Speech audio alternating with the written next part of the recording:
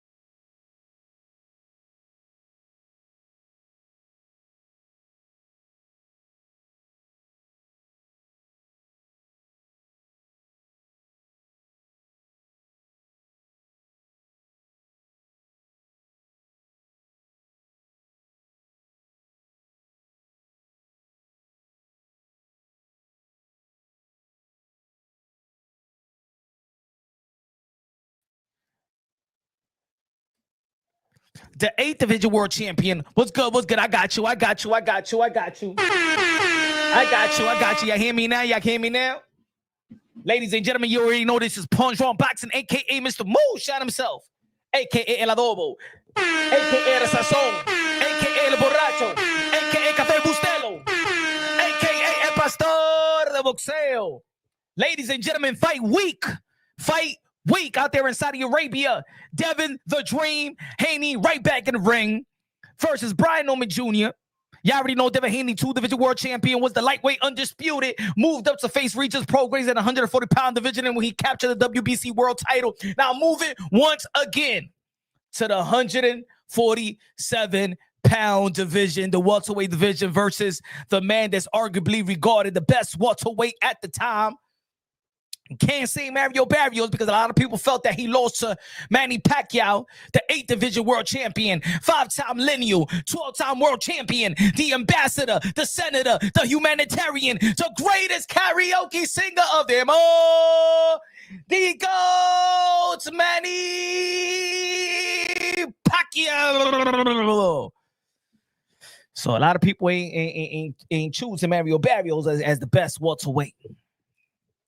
Right, even though I think he got the best resume though. PK in the building, Low Nose Boxing in the building. The members in the building. Car in the building. Joaquin in the building. What's good, man? Davo in the building. Towers. In the building. The member. He said no audio. I got that fixed. Low Nose Boxing in the building says, yo, you just don't want Devin to lose, because if he gets crushed, it's going to look bad. Our guy ducked that fight, but it's too late. B Norm about to be the 6th king. Can Saturday? I don't know about that. Ladies and gentlemen, I know a lot of people, a lot of emotions in this community. A lot of people use emotions when they're picking a fight. At the end of the day, like, we ain't going to be right all the time. We ain't going to be wrong all the time. This is boxing. We don't know what's going to happen. Ain't nobody a genius in the sport of boxing. You were never going to be a genius. How much you want to bet a lot of people back in the days chose Mike Tyson to destroy Buster Douglas? Ain't nobody going to come out the woodwork and be like, nah, man, you know, I was out there in Japan. You feel me? I was there at the club, you know what I'm saying, in Japan, chilling with Bobby Brown and the girls out there. And I seen Mike Tyson take a little bit of sort of a little white powder, having orgies around, and I put my money on Buster Douglas. And because I know the skills and talent, styles make fights. So I did have Buster Douglas be Mike Tyson. Shut the F up. Stop it. I hate when people try to come over here and Punch Drunk Boxing and be like, oh, I gotta listen to you. You pick Canelo to be Bud Crawford. Motherfucker, I make a logical pick. That doesn't mean it's gonna be right. At the end of the day, ain't nobody gonna be right here all the time. You just want to make a logical pick. You want to have the logical breakdown. You want to break it down unbiasedly, logically, and objectively. You want to do your film study. You want to know the 2 fighters. You want to know the momentum. You want to know their skills and talent. You want to know their strengths and weaknesses. And then you do your whole education, and then you come up with a logical pick. Ain't no feelings involved. Devin Haney ain't paying my bills. Brian Norman Jr. ain't paying my bills. All right? You feel me? Devin Haney ain't paying your bills. Brian Norman Jr. ain't paying your bills. I know in this community in the YTBC, a lot of people be emotional. They're a fan of Brian Norman Jr., so I got Brian Norman Jr. I got to pick him. You going to beat him. You going to knock him out. You a Devin Haney fan. Nah, man, Devin Haney going slick, is going finesse him and stuff like that. Ain't nothing that he could do, blah, blah, blah, blah. Ladies and gentlemen, let's break it down logically, objectively. Let's break it down scientifically, right? Y'all always like to say, no, but you got to understand the sweet science. You got to understand the sweet science, punch roll boxer. You got to understand the sweet science. You got to understand the sweet science, the technical side of things, the experience, the momentum, the knowledge, the accomplishment. You got to put that all in the bucket and then come up with a logical pick, a logical breakdown, a logical prediction. And ladies and gentlemen, let's be real, let's be honest. Let's be real and let's be honest. The only thing that Brian Norman Jr. have showed the boxing world compared to Devin the Dream Haney is that he could knock out a bunch of dudes that we don't even know how to pronounce their names. Let's be real, let's be honest. I'm not going to make my prediction. I can't make my prediction. I can't allow myself to make a prediction blindly like that. I got to break it down logically. Even if I'm wrong at the end of the day, I just can't be like, nah, Brian told me you're going to knock Devin Haney out. You know what I'm saying? Brian, I'm just going to knock Devin Haney out. Why do I got to believe? What? Because he knocked down, because he went out there in Japan and he knocked down Sushi? Huh? Because he beat Santan, Giovanni Santian. You think I'm gonna come with a logical opinion and be like, no, Brian Norman Jr. could beat Devin the Dream. It's gonna be Devin Haney. Shut the F up. Shut up. Let's break it down unbiasedly, logically, and objectively. Let's act like we know boxing. Let's act like we know sense. Let's act like we hardcore. Let's act like we educated. I cannot predict a fight of Brian Norman Jr. beating Devin Haney. I can't. Where is it? Give me. Where is the accomplishment? Where is the opponent? Where is the experience? Where is the pedigree in the amateur or the professional level? Where is it? Oh, because he knocked down a dude in Japan, I got to pick him to fight Devin the Dream Haney? I'm sorry, I can't. There is no logical sense in I can't. That doesn't mean that Brian Norman Jr. is not going to knock him out, can't stop him, because at the end of the day, we don't know what's going to happen. But we do have to educate ourselves and do film study and know what the fuck we're talking about to make a logical opinion. We're not going to make the right opinion. We're not going to make the wrong opinion. We're breaking it down logically. And my logical sense is that Devin Haney is more proven. Devin Haney has been a pound for pound caliber fighter, has beaten pound for pound caliber skill set, and been beating world-class fighters since the age of 21, 22. He is geared. He is geared for the moment, rides with Devin Haney. The skills ride with Devin Haney. The accomplishment rides with Devin Haney. The belts ride with Devin Haney. The skill set at the highest level rides with Devin Haney. Everything is riding with Devin Haney. If you picking Brian Norman Jr., it's because you want to see Devin Haney lose or you hate Devin Haney. There is no logical sense that tells me that this Brian Norman Jr. beats this Devin the Dream Haney. Let me know if I'm right. Let me know if I'm wrong. Let me know if I'm speaking logically. Let me know. Or we're playing the guessing game. Or we're playing the betting game. I'm talking about breaking it down biasedly, logically, and objectively. Put everything on the table, put everything on the hat, and let me know how Brian Norman Jr. could beat Devin the Dream Haney. Would he do it? We don't know. That's boxing. A bunch of y'all didn't know that George Kambosos is going to squeeze a victory with Teofimo Lopez, right? Right? A lot of y'all didn't pick that Lamont Roach was going to give Gervonta Tank Davis a run for his money, because when that fight was announced, everybody was saying that Gervonta Tank Davis is going to knock out Lamont Roach because Lamont Roach did this versus Jamel Herring and Gervonta Tank Davis. Come on, Tank. Come on, Tank. Why you ain't fighting Tio? Why you ain't fighting Shakur? Why you ain't fight? We just don't know. We don't know. Facts. Cool Breeze says logic isn't always facts. And that's facts. So now that we're predicting, are we predicting this fight because I feel Brian will beat Devin. I feel it. I feel it in my bones. I feel it. Are we feeling it, or are we going to break it down mathematically? You know what I'm saying? It's almost like we're doing a math problem, right? Well, you remember when you was in school? Huh? Some of y'all still in school. But you remember when you was in school, middle school, high school, maybe college, whatever. And they give you a problem and you got the answer right, but the teacher want to know if you really got it right or you was cheating. And they tell you what? Show me. Show me how you got that answer. Right? Right? I was doing mathematical problems with my kids yesterday, right? And I'm gonna tell you something. My daughter, she know how to memorize. You say 5 plus 5. She says 10. 6 plus 6, 12. Take away 6. She memorized real good. Then you be like, but show me how you get it. It's just, it is what it is. 5 plus 5 is 10. Show me the paper. 63 plus 75. Show me. Do it little by little. She'll come with the answer, but she's a great memorizer, right?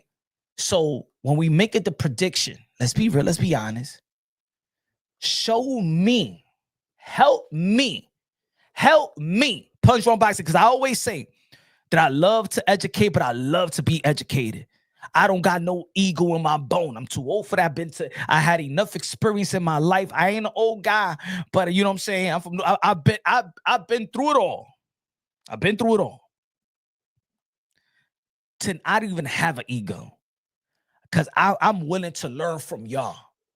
Y'all tuning in, I'm willing to learn from y'all. I'm happy to learn from y'all. So I will say this, help me. Let me know why you think that, show me how Brian Norman Jr. could beat the caliber of Devin the Dream Haney. Why? What does this man possess that Devin Haney can't handle? Is it footwork? Power? IQ? Experience? Jab? Defense? Punch selections? Adjustments? What does Brian Norman Jr. bring to the table to beat Devin Haney? Well, what you've seen, that what Brian Norman Jr. has done in his career thus far. Savage in the building. What's good? Savage in the building. Show me how you come with the conclusion that Brian beats Devin Haney. You see the poll. It's because he got better skills than Devin Haney? Let me know in the chat. Does Brian Norman Jr. has better skills, a better skill set than Devin Haney? Yes or no? Put in the chat. Have he shown y'all that he got better skill set than Devin Haney? Yes or no in the chat? Help me out, my brothers and sisters. Also, we had David Benavidez versus Anthony Yard. We also got Bam Rodriguez, pound for pound, number 5 in my top 5. That Bam Rodriguez back in the ring. Abdullah Mason going to be one of probably the youngest heavy champion in the sport of boxing with his victory coming out on Saturday. Shout out to Abdullah Mason. Assalamu alaikum. Does Brian Norman Jr. got better skills than Devin Haney? Damn, yes or no? Answer the damn question. Participate. Shit, I ain't seen nothing in the chat. We see Joaquin. He said no. Well, everybody jerking on with the left hand and watching and then tuning into the damn channel.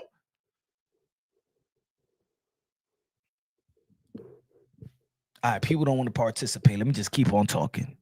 He said no. Is Brian Norman Jr. got more experience than Devin Haney?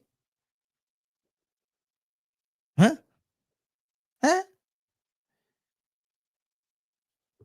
Is it that Brian Norman Jr. is bigger than Devin Haney? Does it look like? I mean, look, for years, a lot of people have been saying that Devin Haney is a weight bully.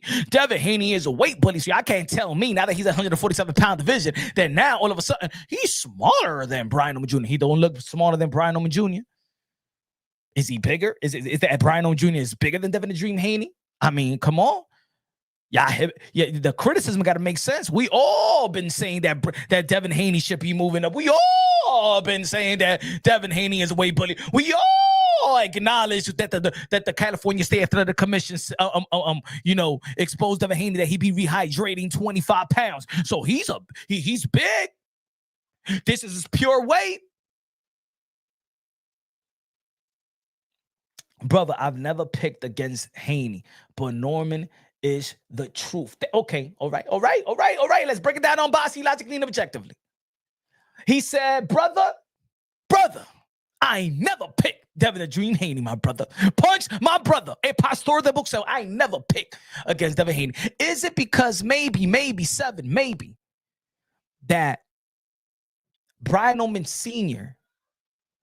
goes to channels that you respect, and the more that he talk and the more that he break it down, he has convinced you that he's the truth. He has convinced you that he's better than Devin Haney. He has convinced you because let me tell you I've been in this community, ladies and gentlemen.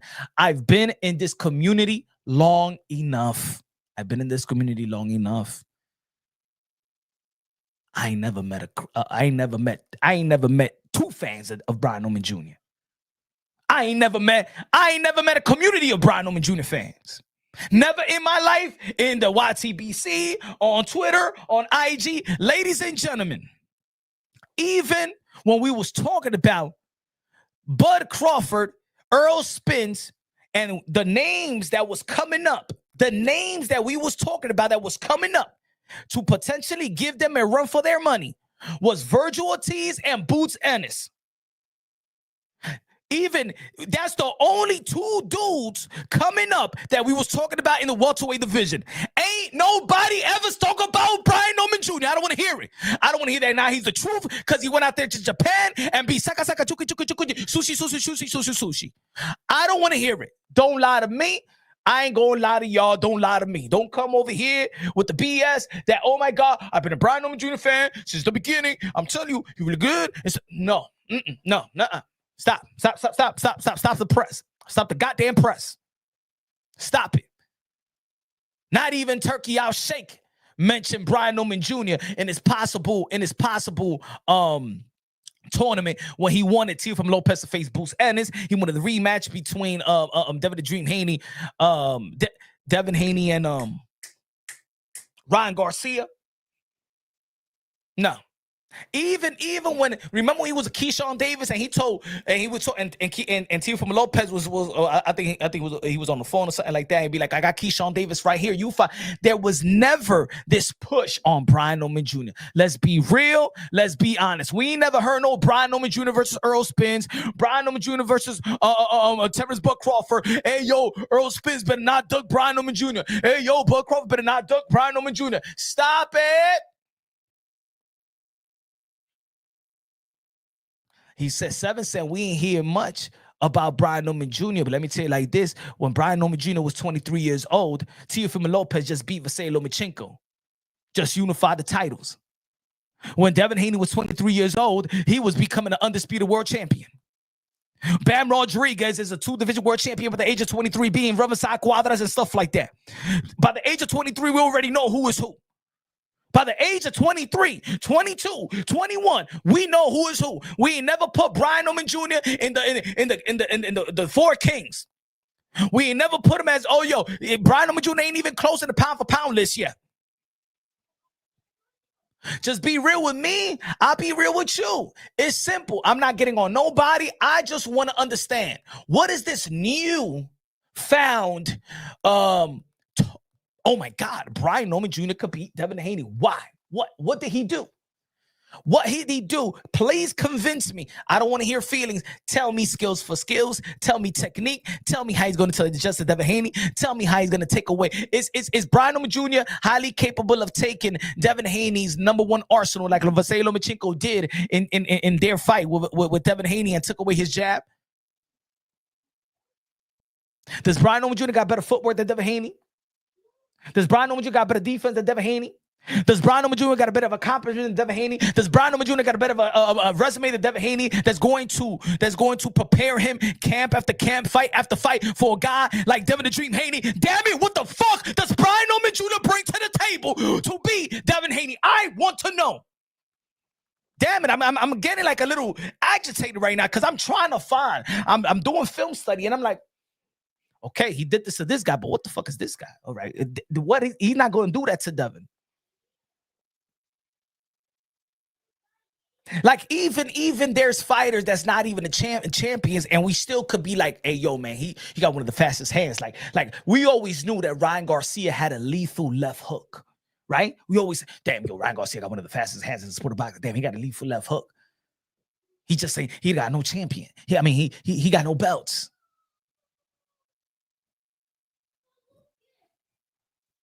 What is Brian Norman Jr. like? We always be like we could see like, okay, Ryan Garcia got a lethal left hook. Hey, yo, the athleticism of Teofimo Lopez, man, the showmanship. Yo, the defense of Shakur Stevenson. Damn, the jab of Devin the Dream Haney. Damn, yo, Boots and he's got everything of damn, man. He just passes the eye test in every damn category. Damn, the ruthless and aggression of Virgil Ortiz. Damn, Baron Rodriguez. Damn, he got every skill set. Damn, what do we say? Damn, when we look at Brian Norman Jr. What does he got a good jab? Footwork. What did he recognize you? Is he the second coming of who? The second coming of Shane Mosley? The second coming of who? Like he's not even compared to nobody. He's not even. We wasn't even listening to him with nobody. I mean, look, ladies and gentlemen, come on. I just want to break it down on bossy, logically, and objectively. I just want to know the truth. I just want to know the truth. That's all, folks. Brian Norman Jr. is the most manual. All right. I ain't gonna say. I'm not gonna say it again. I don't want to. I think that Brian Norman Jr. is a good talent. He's good. He's good. I don't even know if he's really good. He's good. Brian Norman Jr.'s resume, ladies and gentlemen, is the most manufactured resume in the sport of boxing today. Brian Norman Jr.'s resume. He could prove us wrong and say that, you know what, and could change the whole narrative about resume. Brian Norman Jr.'s resume is the most manufactured resume in the sport of boxing today. Ladies and gentlemen, it's more manufactured. Hey, yo, Jake Paul has a better resume leading up. He got a fight with Anthony Joshua in his 14th fight. Even fucking Jake Paul got a better resume. Ain't even manufactured like Brian Norman Jr. Am I lying? Ladies and gentlemen, they always say that. What they say? They say men lie, women lie, but numbers don't. Shout out to Seven in the building with the $5 super chat. Thank you for the contributions, my brother. He said he brings the same thing Ryan has without the Osterring, but in both hands, and more skills behind it, bro. Norman more crafty than Ryan too. So why we ain't hear about Brian? Why nobody was talking about Brian Norman Jr.? Why we was a matching Brian Norman Jr. with the likes of all these guys? Hey, yo, ladies and gentlemen, we was talking about Kid Austin before Brian Norman Jr. We was praising Kid Austin, Abdullah Mason before Brian Norman Jr. We was praising. We was talking about the Keyshaws and the Kid Austins and Abdullah Masons. Yo, I think that people been talking about Emiliano Vargas just as much as Brian Norman Jr. Good looking out. Now, look. Hey, yo, again, what I'm saying is not facts because this is the sport of boxing. All I'm saying is, are the people that are picking Brian Norman Jr., and I'm not getting on y'all. I'm not. I just want to learn from y'all. I just want to. Okay. This is the new narrative now. This is the new narrative. Now. He said, bro, your resume doesn't fight for you, period. See, now this is the new narrative, so we won't have to look at Brian Norman Jr.'s resume. Why we start new narratives in boxing? Like, we have enough narratives in boxing. So now looking at resumes don't mean shit. Why we do this in boxing? We always move the goalposts. It's almost like what I remember with Canelo Alvarez, right? And he went to the 175-pound division. And then there was a new narrative in the sport of boxing in which they were saying, oh, he fought the weakest of all champions. Never in my life growing up, I ever heard the phrase, he's fighting the weakest of all champions, just to discredit that he went to the 175-pound division and fought Kovalev. So now, since Brian Owen Jr. has the most manufactured resume, now there's gonna be people like my brother right here says, bro, your resume doesn't fight for you, period. You know what I'm saying? That don't mean nothing. You know what I'm saying? No. Don't be putting that shit up. Don't your Punch from boxing. Take that resume off. It doesn't mean nothing, man. It don't mean nothing, Punch. His resume, you don't gotta look at his resume. Just look at the body. Just look at the body of work. How can I look at the body of work? I gotta look at the resume. No. Just avoid the resume, my brother. Punch on boxing, don't do it. Avoid, you know what I'm saying? Avoid that resume. Just watch the tapes. You see that knockout out there in Japan? Do you see the way he got that left hook in there? You know what I'm saying? You got to worry about the craft, my brother. You got to worry about the left hand and the right hand. You know what I'm saying? Because when you look at the resume, it doesn't show you the right hand and the left hand. When you look at the resume, it doesn't show you the technique. When you look at the resume, it doesn't show you the sweet signs. So you got to put that resume to the side, my brother, and just analyze the fight.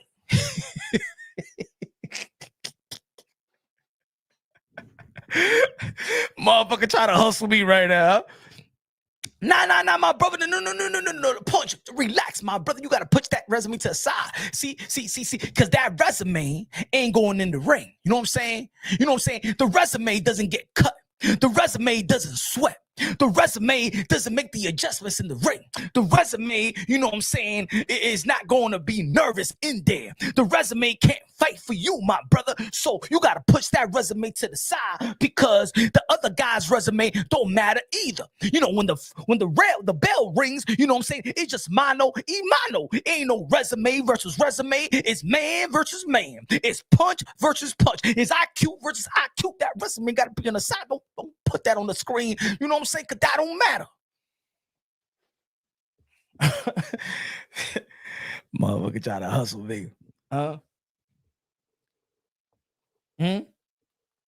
That's like when you meet a girl and shit like that.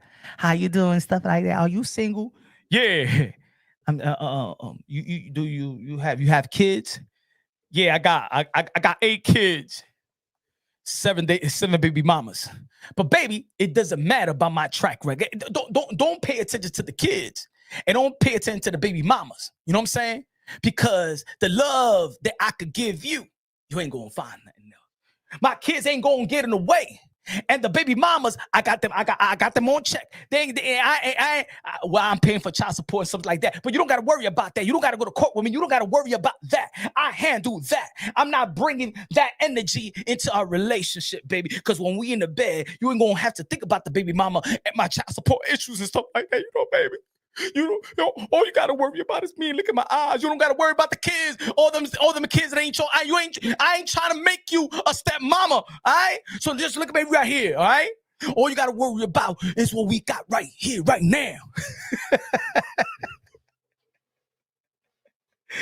Oh, fuck out of here.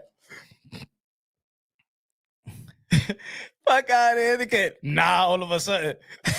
He said, I got 100 EPT. Pat Nation in the building. I'm in the building, right? Ain't trying to say the resume don't matter. All right. The resume don't, okay, all right.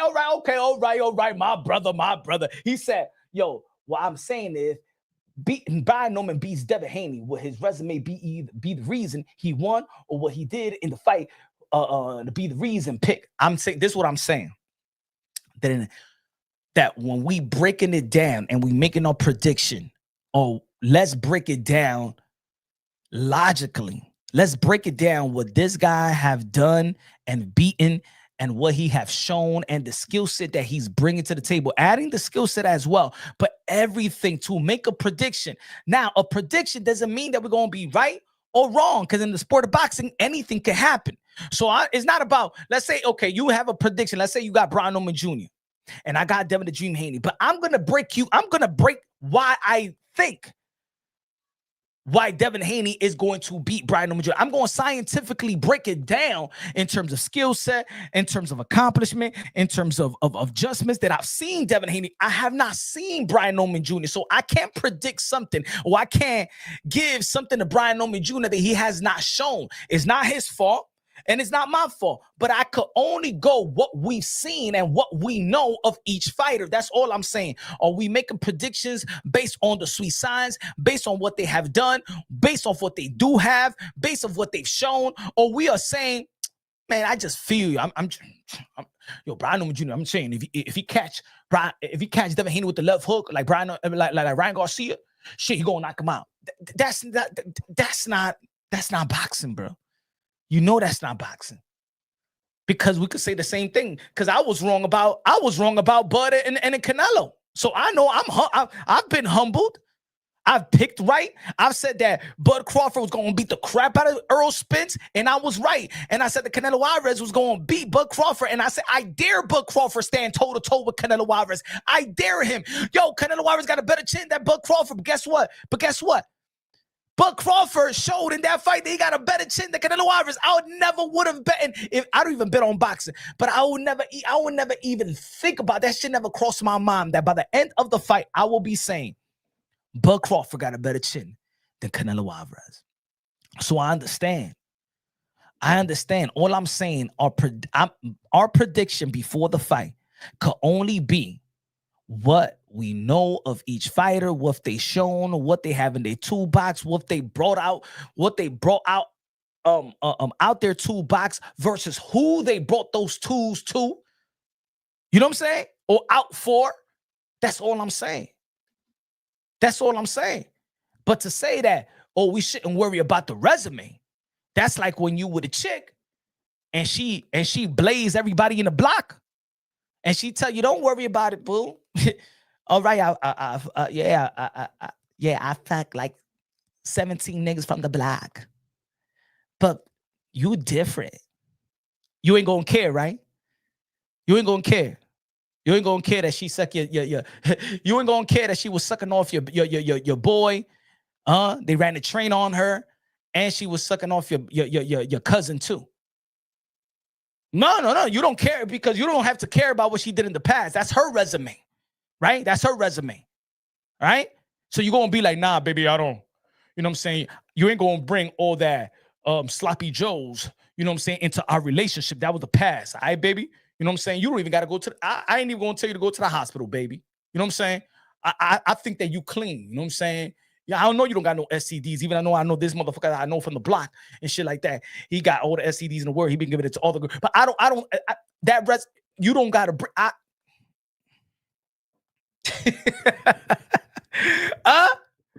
Hey, yo, Pain. Oh, you gonna date her, right? That's gonna be wifey? Is that gonna be wifey, Pain? Hey, yo, let me say it like this. She's probably gonna treat you better than any other girl ever treated you. Hey, yo, she could cook good. She could la mamada. She could do it good. She could cook good. She look good too. From the outside, but she got a resume that she's blazed the whole block. They ran the train on her. She sucked off everybody, bro. Look at Payne. He said, hell nah. No, hell no, Payne. Her resume don't matter. Come on now, Payne. Her resume don't matter. There you go. So we got to implement. Is the resume everything? No, but we have to implement the resume. And what I'm saying thus far, Brian Newman Jr. haven't shown me that he could beat the caliber of Devin Haney. Could he do it? Yeah, anything could happen. That's why we watching. Hey, yo, put it this way. You know this. Yo, Tyson Fury, who else predicted? Tyson Fury says Jake Paul is going to KO Anthony Joshua. There's people that's saying that Jake Paul may win the upset. I got Jake Paul getting the upset. And we could talk about the same thing. Come on, Punch. Give me a logical. And I'm going to tell you the truth. I just want to see the Rocky Balboa story in real life. I got Jake Paul, but I'm not going to scientifically break that down. I can't scientifically break it down that Jake Paul could beat Anthony Joshua. All I'm going to say is I want Jake Paul to win, and that's what I'm saying. If y'all got Brian Norman Jr. being Devin Haney, is it that you feel like he's going to win, or is it that you want that he's going to win? But can you break it down? How is he going to beat Devin Haney? Because I can't see it. Even if the Devin Haney that showed up versus Regis Prograis and the Devin Haney that showed up versus Jose Ramirez could beat Brian Norman Jr. to me. The runner, in my opinion, could still beat Brian Norman Jr. I don't know if he's capable. And look, I'm going to tell you like this. I want to... He said, Payne said, but punch, it's hard to predict that when Devin moving up opposed to be more been fighting. Okay, so that, see, Payne, that's logical. And that's what I mean. Let's break things down logical. That's why I put on the poll, right? So it's logical to say, all right, Devin Haney never campaigned in the 147-pound division, right? So he's facing the bigger guy, naturally the bigger guy.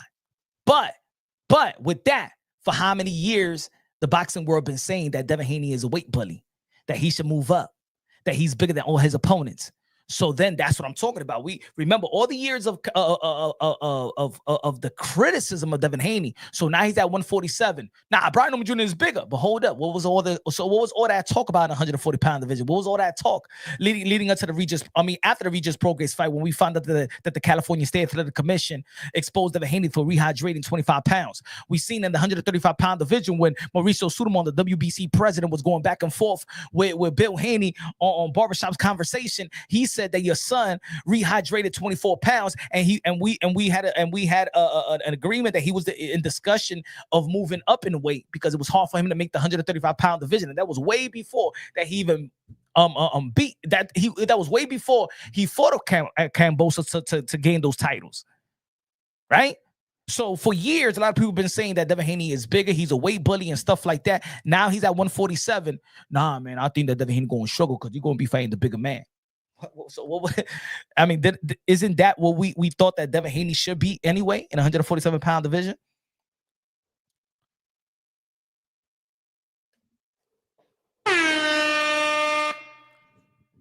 Oh man, said AJ going KO Jake in a devastating fashion. Passionation in the building. Pat. In the building, said Joshua was washed and taking a dive. Nah, Pat. Let's not say he's taking the dive, because there's been a lot of people always saying that, yo, Jake Paul need to fight a boxer. Jake Paul need to fight a boxer. And as soon as he fighting the most devastating and the most dangerous opponent yet, nah, let's not say that he's paid off. He's going to take a dive. No. We can't. Nah. It's a fair fight. It's a fair fight. Bang, bang in the building. Bang, bang in the building. It's a fair fight. Passionation in the building. Con los 2 pesos de Super Chari Party K, me dice. Shout out to Saturday's card for 4 great fights. Shout out to Bam Rodriguez, Abdullah Mason, David Benavidez, La Bandera Roja, the Mexican monster, the Ecuadorian monster, the Dominican monster, Devin the Dream Haney versus Brian Norman, Anthony Yards. Shout out to Turkey Al Sheikh. Put some respect on Paul's name. Tell him. Ladies and gentlemen, I also want to talk about this, and y'all can help me. Let's play a little game as well. Let's play a little game as well of mix and match it. Y'all know I'm a student of the game. I like to watch old boxing, new boxing, what's going to be coming in the future. I like to watch the amateurs and stuff like that. So I was checking out the pound for pounds, right? The pound for pound. What was the best pound for pound list? I was bored. I was taking a shit. You know what I'm saying? Not for too long, but I was taking a dump, and I was just looking at what is the best, what year have the best pound for pound list. There's a lot of lists throughout the years, but I wanted to compare one list to 2025, and I wanted to see like, yo, which pound for pound could match, because it's hard, because some pound for pound they got more heavyweights, and then this pound for pound got only Alexander Usyk. back in the days had Mike Tyson, right? I remember there's the pound for pound list. I believe it was in 1989, and it had Mike Tyson, Julio Cesar Chavez, Magic Taylor. You know what I'm saying? It had no, that was the 1981 was the Frankie Randall and stuff like that. But anyway, so I took on the 2023. I'm sorry, 2003 pound for pound list. Let's play a little game right quick. If y'all don't want to play the mix and match game, is all right. We keep on talking about boxing, but I wanted to do this because I put it on my ex account on Twitter. Hold on, let me put the picture up. Let me put the picture up.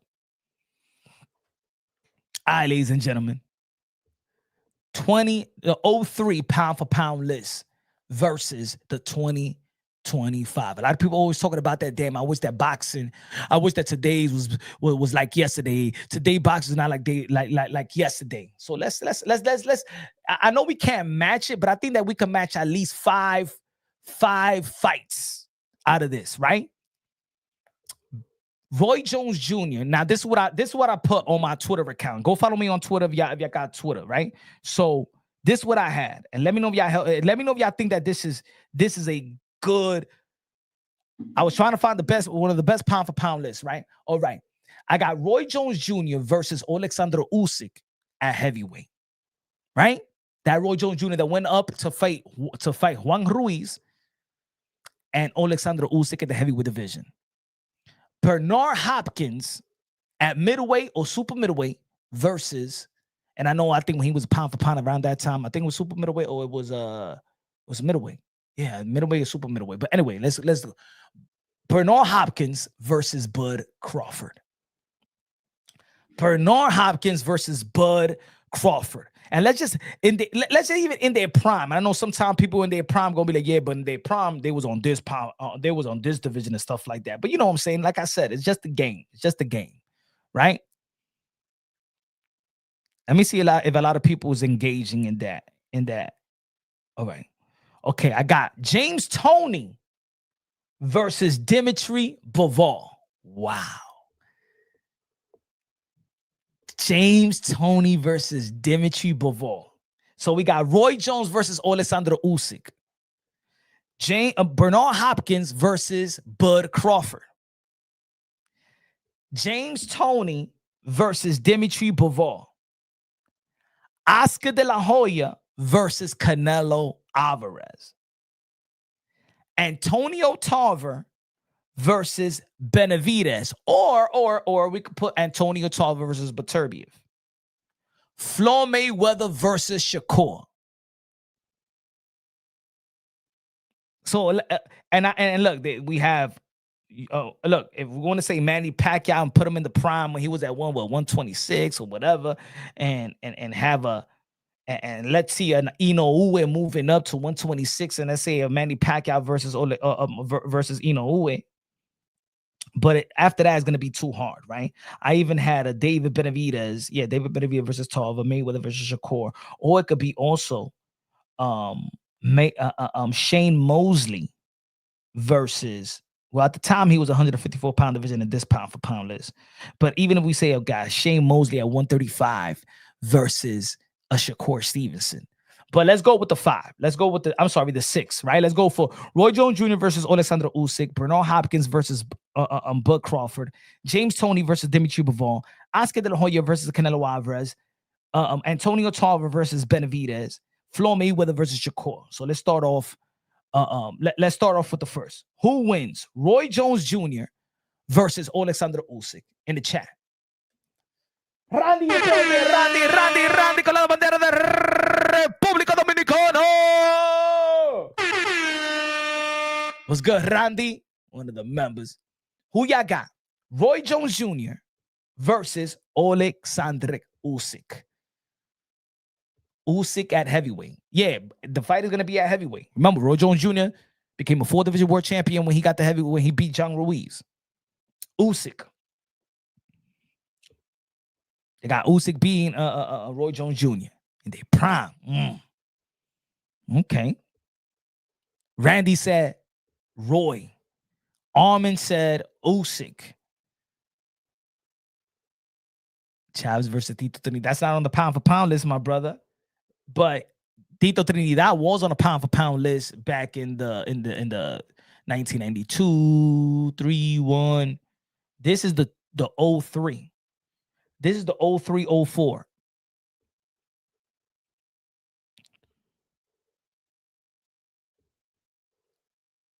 Salvador says Roy Jones in his prime beats Usyk. All right, so we got like Pat Nason says Roy. We got almost like a 50-50 right here. Let's say Darry in the building. What's good, bro? All right, let me see. All right, we got Usyk. Savage says Usyk. Randy says Roy Jones. Salvador says Roy Jones. Patination says Roy Jones. Roy in heavyweight prime, not at heavyweight, but still he won a world title. Still won a world title.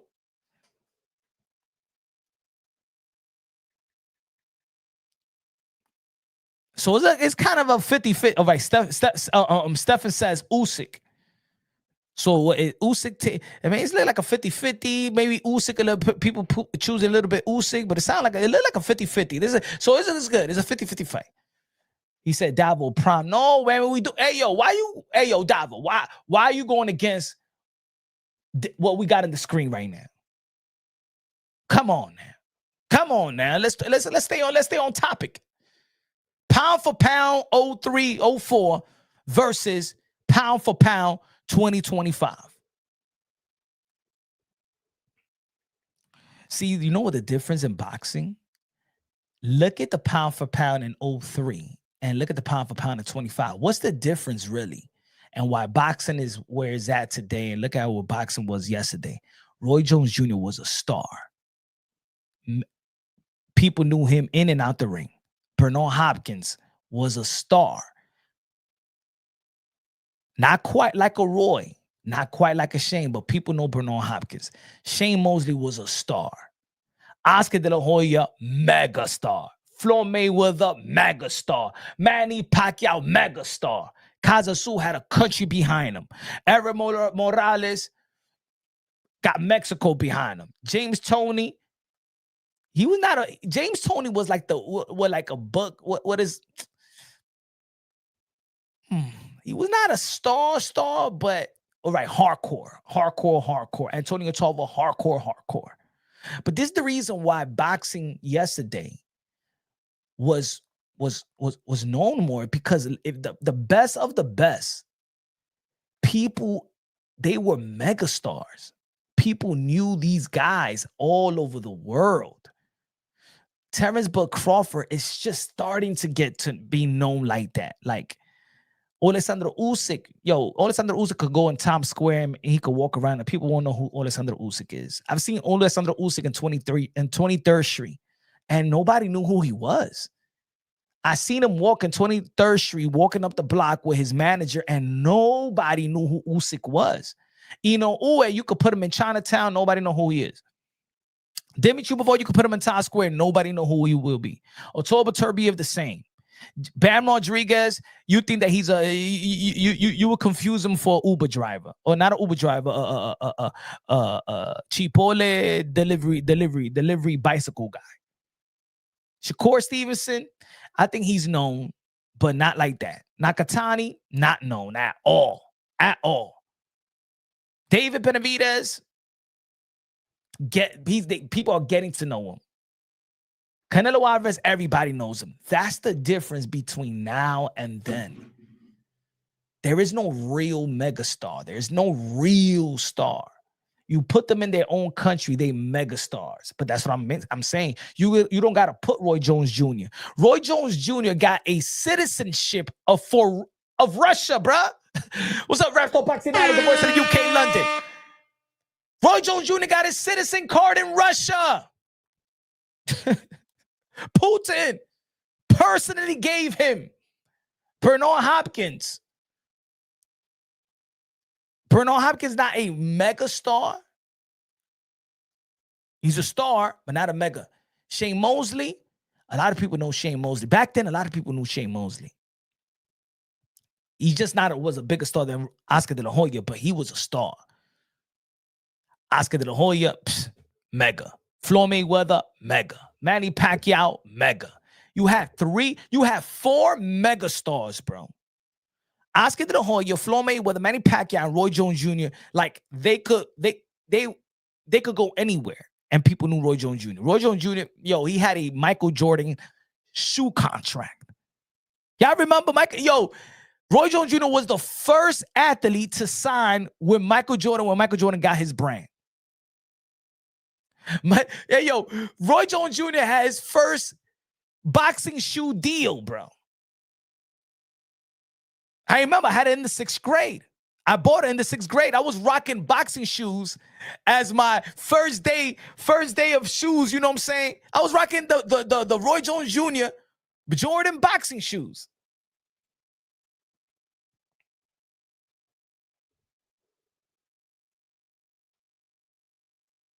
Ricky Hatton had over 20K fans follow him to USA. Yeah, man.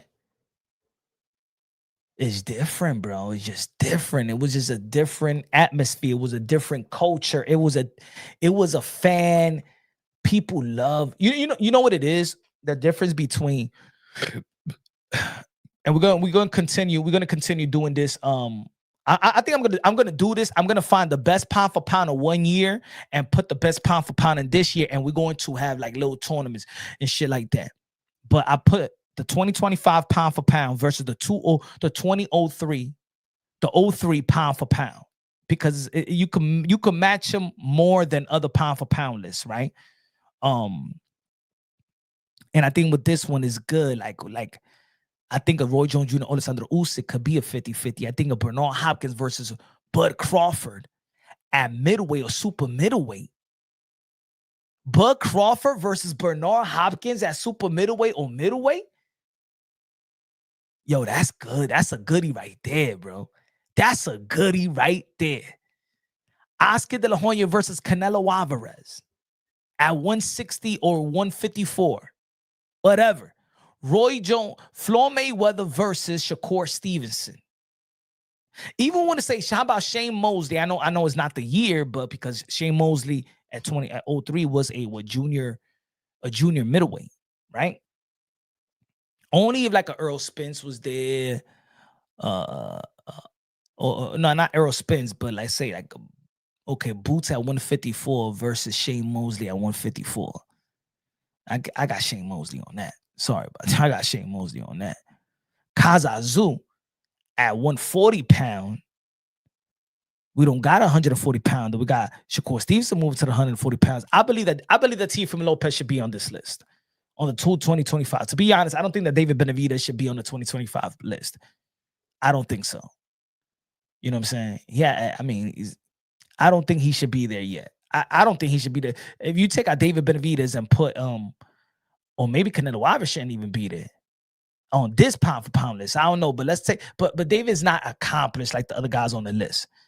You got to put Tio there, and then we could say Tio versus Shane Mosley or Tio versus Kazazu.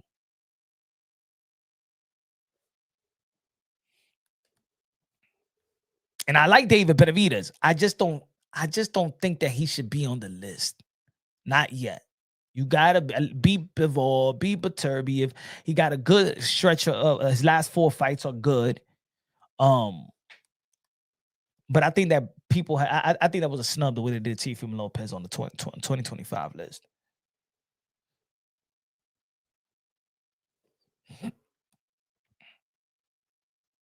Let me take this thing out of the way.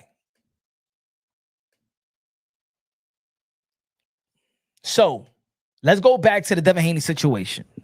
Oh, and I'm gonna do a video after the live. This is gonna be the video after the live.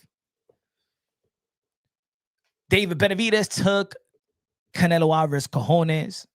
Dimitri Bivol took his heart, and Bud Crawford took his soul. Do y'all agree with that? I'm gonna do a video after the live.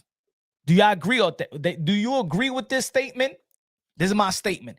David Benavidez took Canelo Alvarez's cojones. This is the first time when Canelo Alvarez, the way that he was talking about David Benavidez, it is the first time that I'm like, damn, At this point, it looked like Canelo Alvarez fears him in some way, some shape or form. Dimitri Bivol took Canelo Alvarez's heart. Bud Crawford took Canelo Alvarez's soul. Am I being mean? Am I being mean to Canelo Alvarez while I'm breaking it down on boxy, logically, and objectively? Do you agree? Do y'all agree with this? See, I don't think that Floyd Mayweather took anything away from Canelo Alvarez. I think that he gave him experience. I think he gave him motivation to go back into the gym. And he did pretty well after that. I think he learned from Floyd Mayweather. I think he learned from that experience. Okay. Savage said Mayweather took his O. Good. Mayweather took his O. David Benavidez took his cojones. Bivol took his heart. And Bud Crawford took his soul. That's good. Good looking out, Savage. Damn right. Mayweather took Canelo Alvarez O. David Benavidez took his cojones. Dimitri Bivol took his heart. See, you know why Dimitri Bivol took his heart? Because I truly thought that after the fight with Dimitri Bivol, that Canelo Alvarez was going to activate the rematch clause. I say, you know what? I want to run it back. Fuck it. When he declined to activate the rematch clause, I think that was the downfall of Canelo Alvarez. Warrior-like, like warrior spirit. Bivol took his heart, bro. Bivol snatched his heart, bro. Bivol snatched Canelo Alvarez's heart. You could see it. You could see it. After the fight, you could see it. Bud Crawford, he snatched his soul, bro. His soul. Is nothing left in there, bro. Is nothing left in there. And David Benavidez just took his and snatched his cojones and threw it out there to the boxing fans, bro. I don't like to say that nobody fears nobody in the sport of boxing. I think that they know what they signed up for. They fighters. They fight to fight. You know, they fight to prepare, right? They fighters. You know what I'm saying? I don't think that they fear. I think that Canelo Alvarez feared to lose more than just to a man. I think that Canelo Alvarez knew that by David Benavidez beating him, that David Benavidez would lose more than just a fight. He would lose the Mexican fan base. He would lose the country. David Benavidez will be the face of Mexican boxing. And ladies and gentlemen, it's looking like it seems like David Benavidez didn't even need to do that.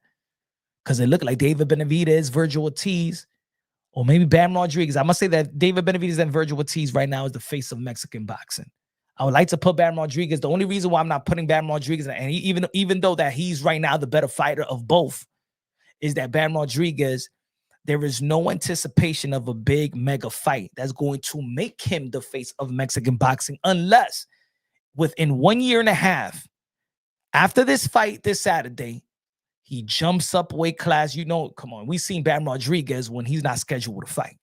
He's a chunky kid, right? He needs to now march his way towards Naoya Inoue. In a year and a half, that fight has to come to fruition. Bam Rodriguez needs to speed walk his way to Naoya Inoue. If there is a conversation of the face of Mexican boxing, see, because I'm gonna tell you like this: Virgil Ortiz has all the choices to captivate the imagination and the boxing fans, not only the boxing fans, but the Mexican fan base, right? He has a potential fight, and that's what I was talking about. A lot of people are like, no, I don't want to see no damn Virgil and Earl Spence. Hey, yo, this is boxing as well. This is a sport. This is a sport, and this is business. This is good for business, and this is good for the sport, and this is good for Virgil Ortiz. A fight with Virgil Ortiz versus Earl Spence, if he can't get the boost fight. We already know that fight is not going to happen next. Earl Spence versus Virgil Ortiz in Dallas, Texas, in a stadium, 60,000 people there. You know it's going to be a whole lot of Mexican. He does what Bud Crawford did to Earl Spence. That right there is the beginning of Virgil Ortiz mayhem. That is the beginning. I'm telling y'all right now. And this is why I'm telling y'all that I believe that fight is just as important as a career move than a Virgil Ortiz and Boots at the moment. If Virgil could secure, in my opinion, I know y'all not gonna like it. I know there's people out there. First, Earl Spence haven't been back in. I don't give a fuck about what Earl Spence haven't been back in the ring. I'm talking about Virgil from Virgil's career, from Virgil's point of view, what Virgil could become. Sometimes you gotta take that star out. It's the tradition of boxing. What do you think, Floyd? What do you think? Oscar De La Hoya just came out the womb and became a mega star? Yeah, he got the gold medal. He was a star going to the sport of boxing. But let's not forget what he needed to do to become that, to become the face of boxing, to become the cash cow. He beat Hector Camacho. He beat Pernell Whitaker. And he beat Julio Cesar Chavez. And then he was fighting the guys in his prime, with his contemporaries. Then he was fighting the Tito Trinidad. Then he was fighting the Ike Corte. Then he was fighting the Shane Mosley. Then he was fighting that Fernando Vargas. Now he was fighting his era. But it's just like Mike Tyson. Mike Tyson had to go through Larry Holmes. Larry Holmes didn't fight for what? Larry Holmes, how many years it took Larry Holmes? For how many years he was out the sport of boxing before he fought Mike Tyson? 2? Let me see. Hold on. Let's see. Let's go with facts. Let's go with facts. Let's go with facts. James Tone. Wait. I said Larry Holmes, right? Okay. Larry Holmes, that was 1988. 1988. Okay. Look, folks. Michael Spinks beat Larry Holmes twice, right? Look at the year. 1986, 1985, 1986. Then he took what? 2 years off. 1988. You telling me that Mike Tyson versus Larry Holmes wasn't a big fight? You think that Mike Tyson knocking out Larry Holmes when Muhammad Ali told him to knock him out wasn't a big fight in the legacy of Mike Tyson? It was a huge fight. A huge fight. And that was Larry Holmes coming after laws, being humiliated by Leon Spinks that moved up. So don't tell me that a Virgil Ortiz and a Earl Spence, since we all so focused about shitting on today with yesterday, and we love yesterday, Earl Spence versus Virgil Ortiz is a wonderful fight for Virgil, a wonderful fight for Earl Spence to get back into the limelight, into a big fight, a stadium fight, and a great fight for the sport of boxing. Don't let these fake ass fans fool you. Don't let these media fans fool you. Thinking that no, Earl Spence and Virgil Ortiz is not a good fight. What the fuck? It's not a good fight. Shut the fuck up. This is a sport. Not everything is the best fighting the best. Not everybody's the number 1 and the number 2. And stop contradicting, because we cannot also say Virgil and Boots is the best fighting the best. What the fuck they did in 154 to be the best fighting the best? We putting them there. They haven't earned it there yet. It's a great fight. It's a great fight. Great opportunity for Virgil Ortiz to make him a bigger star the proper way, the traditional way. Well, you think that Muhammad Ali didn't fight Archie Moore? Huh? Come on now. Yeah, and this is what I mean. Like, people are losing their way in the sport of boxing, listening to people saying, Earl Spence and Virgil, that's a stupid fight. Time out. Virgil Ortiz still haven't done anything what Earl Spence done in the sport of boxing. So why y'all acting like Virgil Ortiz is so way up here and Earl Spence is so way down here because he haven't been in the ring? Virgil Ortiz, I love Virgil Ortiz, huge fan of Virgil Ortiz, but right now Virgil Ortiz never became a champion yet. So stop acting like Virgil Ortiz is over here and Earl Spence is some dude that just a homeless dude, una basura. Stop it, folks. We're shrinking our sport and we devaluing our sport for whatever reason. For what? Bragging rights on YTBC? Oh man, with a $5 super chat, good looking at my brother Spence. Taking that Ortiz fight makes Spence the smoke goat. Hey, fuck what the YTBC say. Because I'm gonna tell you like this. whatever the YTBC is not boxing. All right. Yeah, we keep boxing conversations going on 24/7. But let me tell you like this. They put a Virgil Ortiz versus Earl Spence in Dallas, Texas, in a stadium that shit's going to do 50 to 60K. Mark my words. And I don't bet on boxing, but I bet on anything that they put Virgil and Earl Spence in Dallas, Texas, at the stadium. It does 50 to 60K. So don't tell me it's not a good fight. It's a great fight. It's a great fight. It's a great fight. The business of boxing knows it's a great fight. Good looking at Artem with the $5 boxing talk with a $10 super chat in the building.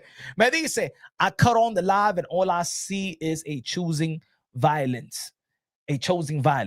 Call you punch drunk violence. Today is violence on Canelo, tomorrow with Green. It's on Shields. Oh yeah, tomorrow, ladies and gentlemen, 1:30, and I'm going early live, 1:30 p.m. Eastern time. We have the champ, Shadeja Green, on the show. I'm going to have an interview with Shadeja Green tomorrow, 1:30 p.m. Eastern time. Yeah, man.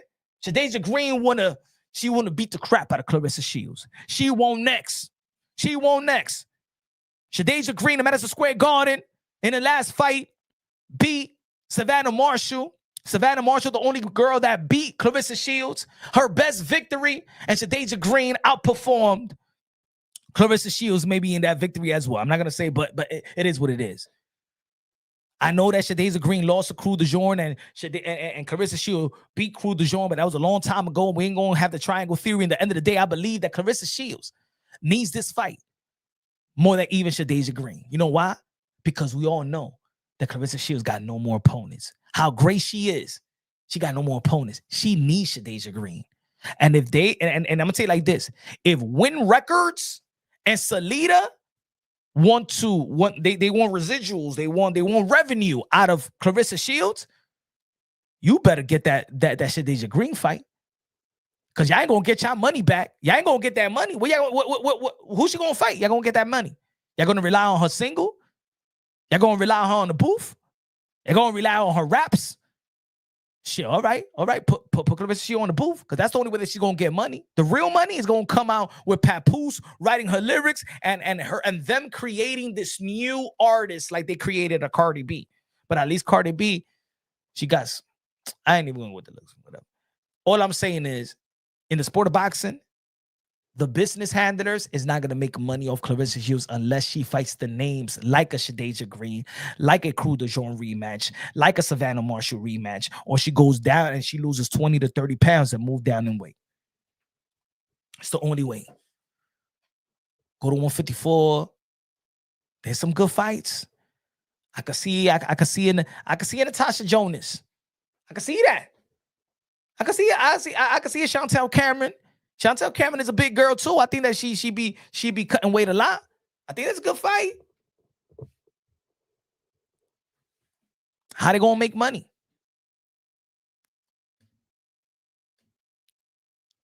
Good looking at boxing talk. Michaela Mayer has been moving up. That'll be a good fight. I think it'll be a good. I think it'll be a good promo too. Michaela Mayer, Clarissa Shields. American, white, black, you know what I'm saying? They could play the little race car stuff and stuff like that. I think it'll do. I think good looking out stuff. I think that Michaela Mayer, because Michaela Mayer know how to talk. She know how to talk. She know how to promote. Clarissa Shields, you know, she could go. Clarissa Shields goes viral. I think that will be good for women boxing. They need that. I like that. Michaela Mayer and Clarissa Shields. I like that. I think we'll make a lot. I think they'll get their money with that one.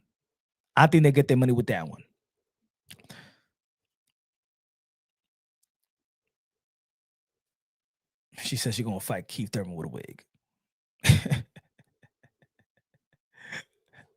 VWC in the building was good, man. He said, Spence Ortiz, a great, interesting fight. Ortiz hasn't proven he that guy yet. And it's a good test to see if Spence back on his game. Facts. I don't understand these new age boxing fans. I don't understand. Like, I don't even want to entertain that. Virgil and Errol Spence ain't a good fight. That shit ain't shit. That shit is whack. Nah, man. For the career of Virgil Ortiz, if we're saying that he's a potential great, every great fought those fights, man. Every great fought those fights. Like I said, Muhammad Ali fought Archie Moore. All right. Larry Holmes needed to fight Muhammad Ali. Mike Tyson needed to fight Larry Holmes. You understand? That's just boxing. It's boxing. Floyd Mayweather needs to fight Hernandez.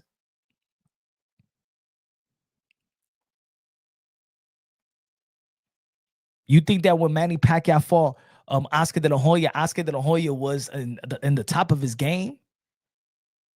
But Manny Pacquiao beating Oscar De La Hoya is what made Manny Pacquiao go from a superstar to an international mega star. Who you think beat Sugar Ray Leonard? Was it Hector Camacho? Right? Hector Camacho had to beat Sugar Ray Leonard. Then Oscar De La Hoya beat Hector Camacho. That's just boxing.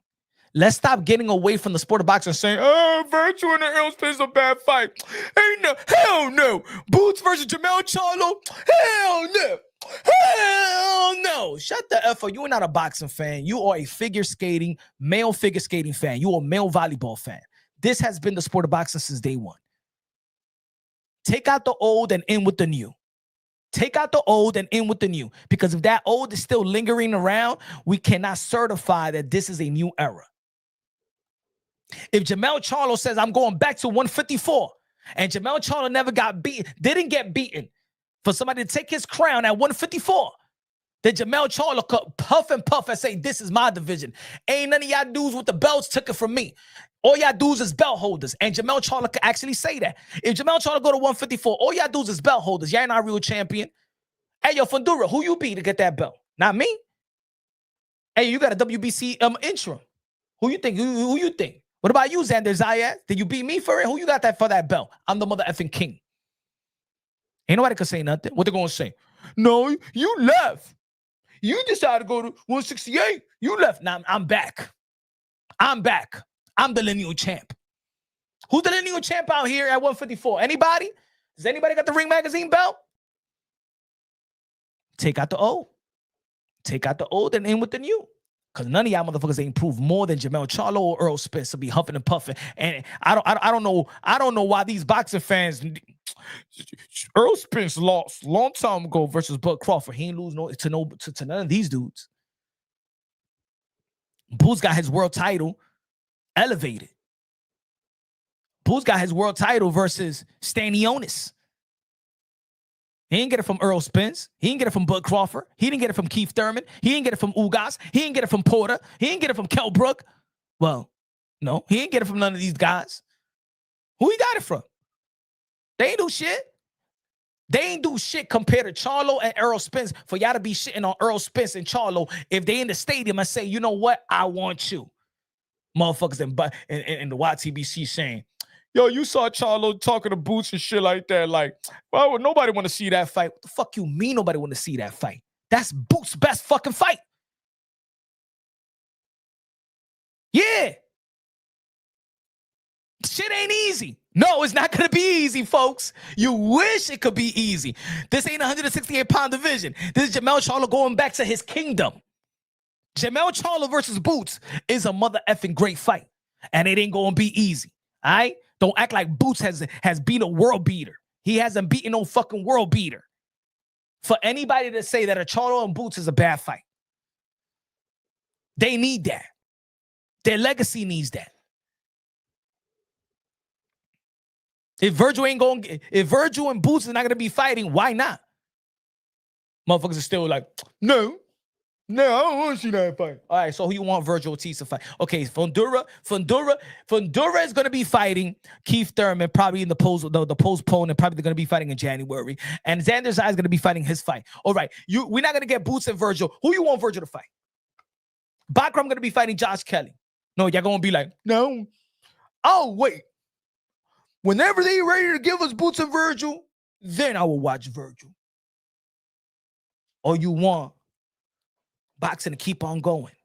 Because it's a sport at the end of the day. If we can't get Boots and Virgil, then get Charlo. Boots, you get Charlo. Virgil, you get Spence. Let's pitch that to Turkey. Yo, Turkey. It's going to be an event regardless if Earl Spence come back. The return of Earl Spence, which I think that Earl Spence don't ring bells. 6 million views in NBC when he fought Leonard Bundu. 300 or 400 pay-per-view buys when he fought Michael Garcia. 300 or 400K pay-per-view buys with Danny Garcia and Porter. 600 or 700 pay-per-view buys with Terrence Bud Crawford. Nah, Earl Spence, that's it. He washed up, he ain't shit. The business of boxing doesn't tell you that Earl Spence ain't shit. Jedi in the building. What's good, man? These are good fights. A lot of people in the sport of boxing, yeah, we always complain about inactivity. So what we want? Boots and Virgil to be inactive? Nah, man, give me that Earl Spence fight. Take him out. Take him out like Camacho took out Ray Leonard. Take him out like Oscar De La Hoya took out Hector Camacho. Take him out.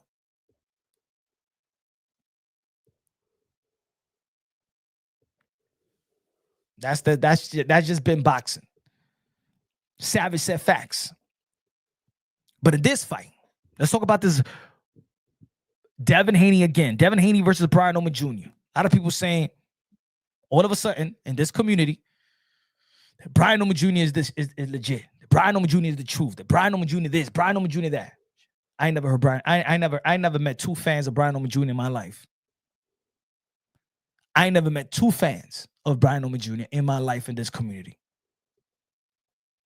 Now, because Brian Oman Sr. goes to certain channels, and now you follow. I even think that people are more fans of Brian Oman Sr. than Brian Oman Jr. Because Brian Oman Jr. didn't even say shit. Ain't nobody. I'm gonna say it again. If y'all tuning into the live right now, ain't nobody was talking about Brian Oman Jr. when we was talking about Virgil and Boots and a potential fight with the elite fighters at 147. Punch, you got Norman Jr. in the title. Punch, you got Norman Jr. in the title. Yeah, Norman Jr. To lose to Norman Jr. All I'm saying is when we making the prediction, I'm going to say it again for the people that's tuning in. Coda in the building was good. Coda, Coda, otra vez un membe. Okay, Coda. Okay, support. Oh, I said Normal Jr. Norman, my fault. I ain't even going to edit that shit. I got it. That's a typo, right? That's a typo. You know, English is my second language, man. Es porque normal. Ese no es Brian Nombre normal, Junior. Estúpido ese. But anyway, good looking out. I'll fix that later after the live. Picking Haney to lose to Norman Jr. is logical or hate. Now, my boxing brothers and sisters, all I ask for y'all is to be real because I'm being real with y'all. That doesn't mean that my realness could be right or could be wrong because in the end of the day, it's still boxing. It's a prediction. But how are we making this prediction? Are we breaking it down scientifically, technically wise, accomplishments, momentum, styles make fights, seeing these fighters, how could they adjust? I cannot assess Brian Oman Jr. and I cannot say things about Brian Oman Jr. that he has not shown us that we have not seen. You know what I'm saying? Hold on.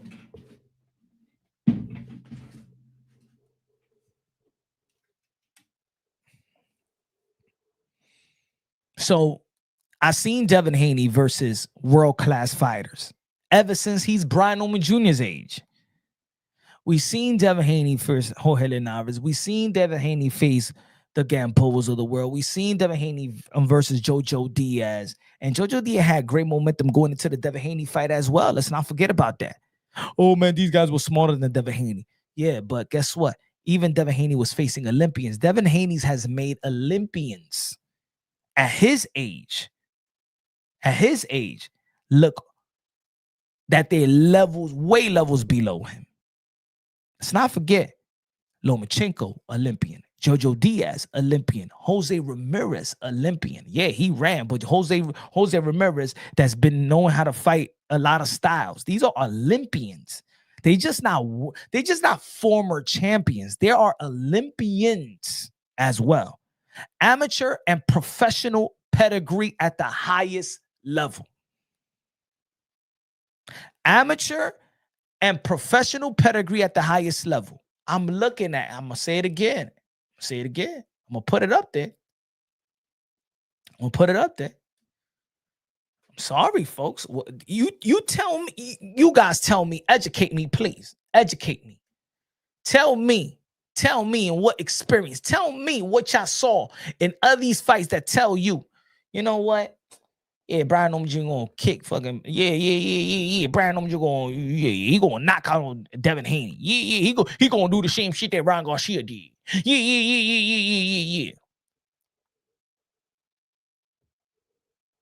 And what? Okay, Brian Norman Jr. got better power. That's it. Knocking out who? Shit, the same caliber fighters that Brian Norman Jr. was knocking out is the same caliber fighter that Devin Haney was knocking out. What was difference? Yeah, he got power versus who? Let's be real. Let's be real. He got power versus who? Hey, yo, let me tell you like this. The same highlight that Brian Norman Jr. got knocking somebody else out. Devin Haney got the same. Hey, yo, put it this way. In 2019, Devin Haney got one of the knockouts of the year. Him and Deontay Wilder. In 2019, Devin Haney got the knockout of him and Deontay Wilder got the knockout of the year. I seen it versus who? Y'all remember that one? Hold on, let me see if I could find it. Hold on. Haney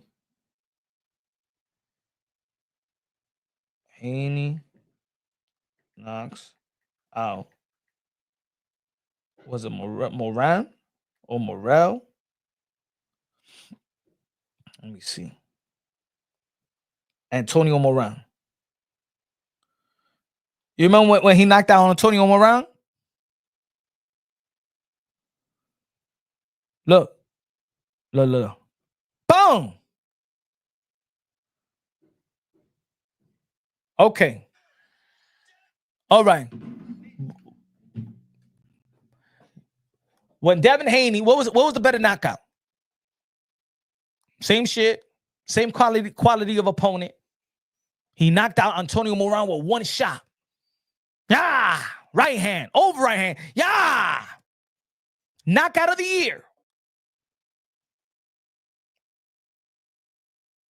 And this guy knocked out Jen Sasaki Sake Lakalaki.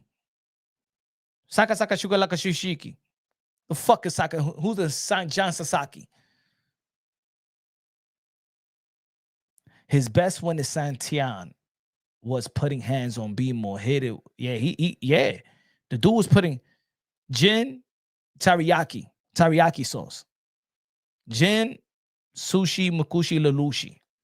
Like, who the fuck is this guy? Like, I'm supposed to say that Brian Norman Jr. going to beat Devin Haney because this guy knocked out Jin Lakasaka Lakashaki? Huh? Because he knocked out the nigga from Bloodsport? Am I supposed to make a prediction out of that? Or just be real? Or just be real and say, you know what? I don't like Devin Haney and I want to see him get knocked out. I don't like Devin Haney and I want Brian Norman Jr. to win. He said, my God, the dude that Devin Haney KO was homeless and malnourished. And the dude that Devin Haney and the dude that Brian Norman Jr. got knocked out was a vegan out there in Japan, and all he ate was sushi rolls. Everybody knows Devin gonna start running around the ring punch. You guys are delusional, and he's gonna win running in the ring. He's gonna win running in the ring.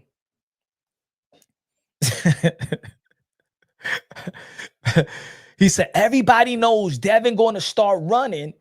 Everybody knows Devin going to start running around the ring punch. You guys are delusional. No, we're not delusional. We're saying that. I'm saying Devin Haney's going to run in the ring. And he's going to beat Brian Norman Jr. by running in the ring.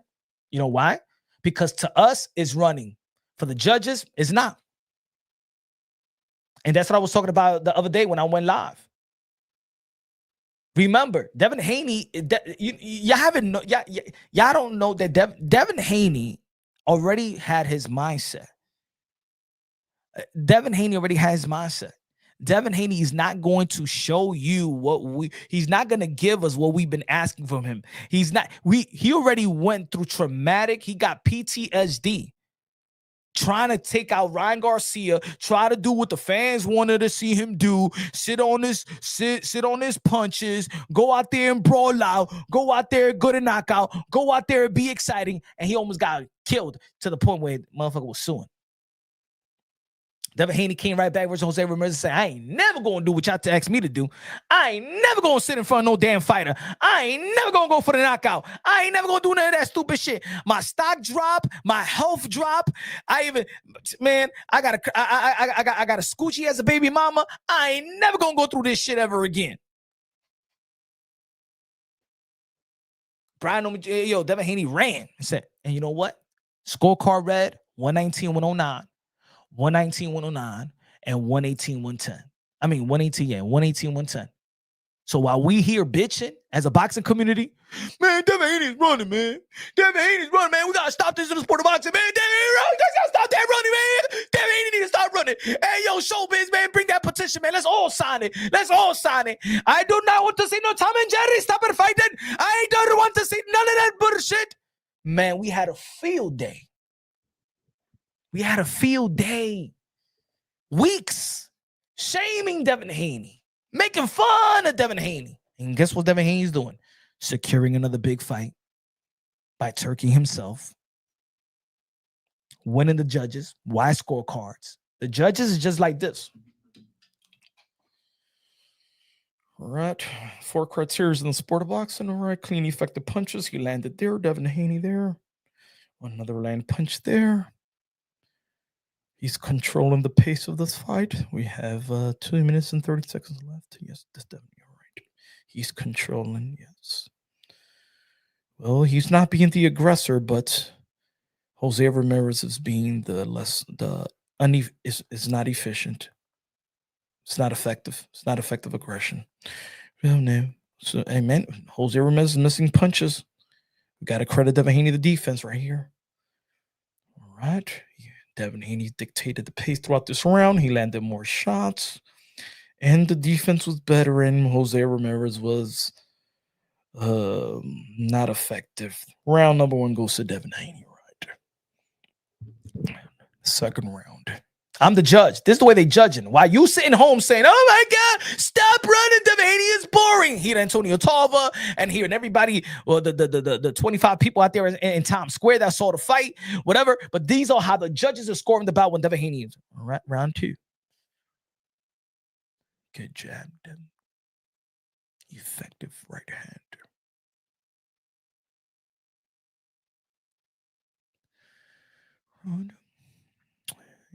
Trying to be the aggressor, but missing punches. Good defense. All right, didn't get a hit. 3 punches thrown by Jose Ramirez. Missed. Good defense by Devin Haney. Good jab by Devin Haney. There's another point right there. He's dictating the pace. This is the style of fight. Devin Haney went like that. Devin Haney takes the second round. That's how they judge the scorecard. Devin Haney, all he has to worry about is 3 people. He don't worry about you no more. So, is Devin Haney going to run? Devin Haney almost pitched a shutout running and cashed in on $10 million. He pitched a shutout, basically a shutout running. Collected $10 million, had no scratches, no blood, no nothing, barely broke a sweat. Well, he broke a sweat running, but that's what he's going to do in the next fight. That's what he's going to do. Will Brian Oman Jr. got the IQ to stop that Devin Haney? Does Brian Oman Jr. has the IQ like Devin Haney in terms of this? We all saw at the highest level, high caliber, pound for pound Hall of Fame fighter, Lomachenko, do what other fighters couldn't do. And that's why you saw the levels of Devin Haney and the levels of Vasily Lomachenko. Vasily Lomachenko scientifically took away the best arsenal of Devin Haney. That's genius. When it comes to the sport of boxing, when a fighter takes your best arsenal, see, this is what Floyd Mayweather does. That's what Vasily Lomachenko did to Devin Haney. Took away his best arsenal. Took away the jab. Throughout all these years of Devin Haney, all Devin Haney has a jab. All Devin Haney has a jab. Guess what Devin Haney had to do? Devin Haney had to go to his bag. He was in the corner telling his dad, he got me figured out. He took away the angles, and by taking away that damn angle, he took away my jab. Dad, help me out. And this is when you know that Devin Haney got an IQ. Bill didn't give him Bill did not give him the instructions that we actually wanted to hear. He said, man, just what he said? Land that. What was the word? He said, land the brick. Hit him with the brick. We all know that Devin Haney got no damn bricks, right? Devin was looking at his dad. Dad, what bricks you talking about, Daddy? Dad, what the fuck? I'm the one that's getting hit. Why the fuck you talking to me like, you know, goddamn, I got no goddamn bricks, Bill. Dad, I don't got no goddamn bricks. Can you give me another damn instructions? Oh, gosh, I'm in trouble. My dad thinks I got bricks all these years. I know I got nothing. I got marshmallows. Guess what Devin Haney did? He adjusted. He started going to the body way more. Devin Haney started going to the body. 10th round, 11th round, 12 rounds. Still was a close fight. Controversial. There was a lot of people that felt that Lomachenko won. But it was still a good fight. But regardless who you felt that won, Devin Haney made the adjustments at the highest level with the highest caliber of fighter in the lightweight division at the time. He found a way. Does Brian Oman Jr. have the experience where somebody took his best arsenal away at the caliber of a Vasily Lomachenko and he needed to adjust? Because let me say it like this. Devin Haney had the experience and the skill set and the knowledge around him to take away the best thing that Brian Oman Jr. could bring to the table. Could Brian Oman Jr. adjust? Or he's going to go into fight mode. What Brian Oman Jr. is better in Devin Haney at this level? Remember, Devin Haney is a pound for pound caliber. He might not be on the pound for pound list right now, but Devin Haney he got pound for pound pedigree. Let me say it again. He might not right now be on the pound for pound list, but we all know as the hardcore boxing fan with boxing eyes that Devin Haney got pound for pound pedigree. Does Brian Oman Jr. got pound for pound pedigree? And what fight that you seen it in? And versus who?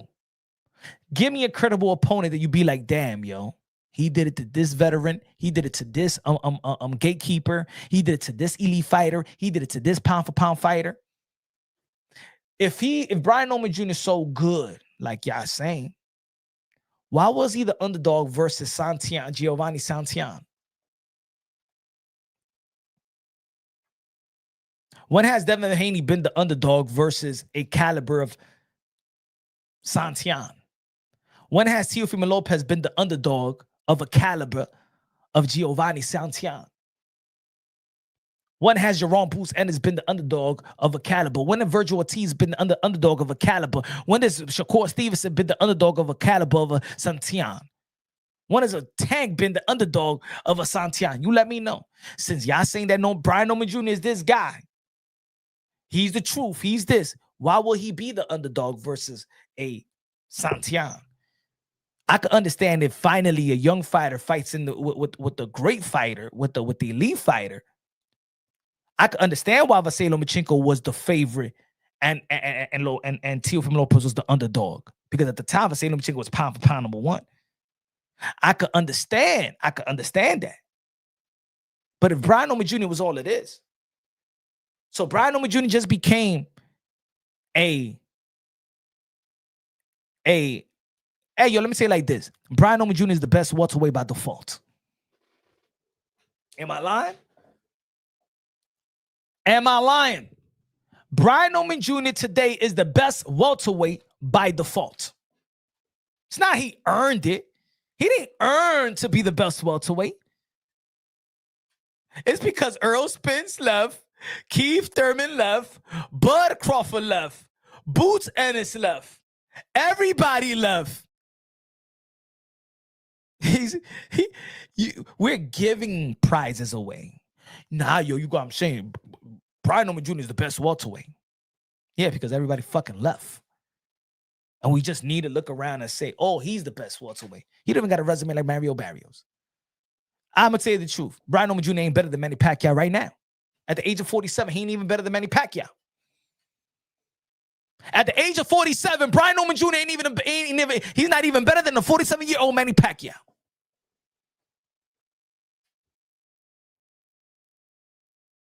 No? Am I talking out of my ass? Huh? Coda said, nah, you bugging. Prove it. Prove it. Because I do believe that Manny Pacquiao beat, a lot of people believe that he beat Mario Barrios. He gave Thurman a run for his money. He gave Ugas a run for his money on 11 days notice. Let's not forget about that. He needed to prepare for Ugas in 9 days. Yeah, I went to that event. It was supposed to be Earl Spence versus Manny Pacquiao. What has Norman do? What has Norman Jr. done that tells you no, what I'm saying is, Coda, he said, how are you going to prove it? Tell me something that Brian Norman Jr. has done to somebody that tells me that he's better. Tell me. Who? Don't tell me a Santillan, and don't tell me a Jin Sakalakalaki, Shuki. Huh? Don't tell me that he beat the dude from the what you call it, the fortune cookie warehouse from The Last Dragon. Where's the master? I'll show you. Huh? Brian Norman Jr. have done shit. Let's be real, let's be honest. He's done, and this is not a knock on Brian Norman Jr. I'm just comparing Brian to Devin Haney. And Brian Norman Jr. compared to Devin Haney has not done shit. The most that they have done, the highlights of Brian Norman Jr. was knocking out Sakalaka Shakashaki, the Santillan, and hey, let me tell you like this. Brian Norman Sr. has more of a highlight in fighting the dude from Philly. What's his name? The dude from Philly. Brian Norman Sr. rings more bell than Brian Norman Jr. in the YTBC. You guys got convinced by Brian Norman Sr. Y'all ain't got convinced by Brian Norman Jr. You guys are convinced by Brian Norman Sr. You're not convinced by Brian Norman Jr. You're convinced by Brian Norman Sr. You don't like the Haney, so you picking against the Haneys. That's it.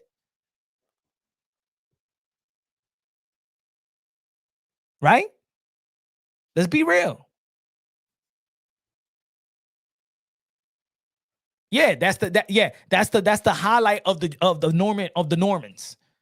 Brian Norman Sr. versus Greg Hackett. That is the highlight of the Normans. I'm picking Haney to win punch, but rooting for Thank you. See, these are the things. Now, that's yo, Ralph. That's the way, and that's all I'm talking about. I'm rooting for Jake Paul to beat Anthony Joshua, but I cannot scientifically break down how Jake Paul is going to beat Anthony Joshua. You feel me? And that's fair, and that's what I mean. Let's be real with one another. Let's not troll one another like that. Like, come on, hardcore boxing fans trolling another hardcore boxing fan. Ain't nothing that Brian Norman Jr. showed me that he's better than Devin Haney and could beat Devin Haney thus far. Could he beat Devin Haney? Anything could happen in the sport of boxing, but I can't break it down. I cannot educate. I cannot break it down. It's wishful thinking. I wish and I believe that Brian Norman Jr. could do this. I think that Brian Norman Jr. is stronger because he's a bigger man. I think he does seem athletic. It looks like, nah.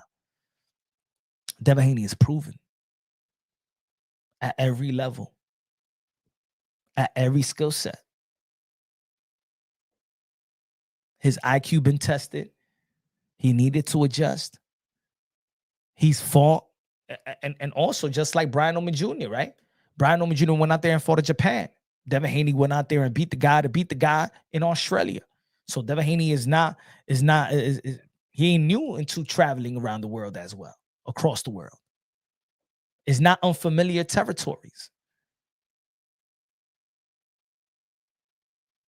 And Devin Haney had to also not only underperform, Devin Haney also has to underperform with pressure. Brian Norman Jr. never fought with pressure. And let me tell you like this, it's a blessing for Brian Norman Jr.